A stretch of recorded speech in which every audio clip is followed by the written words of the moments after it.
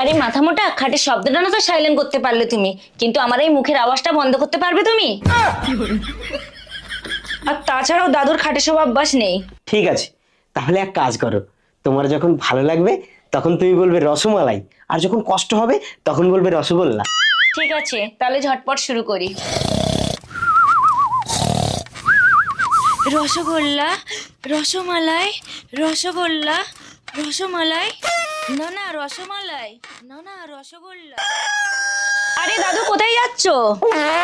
আমি বাড়ি চলে যাচ্ছি। আমি আর তোদের বাড়ি থাকবো না, আর জীবনেও আসবো না। কেন দাদু, কি হয়েছে তোমার? কাল সারা রাত ধরে দু মাঘ বাতারে রসমালাই রসগোল্লা খেলি, আমাকে তো দিলিই না। উপরন্ত খাটের উপর থেকে আমার মুখে ফোঁটা ফোঁটা করে রস ফেলালি।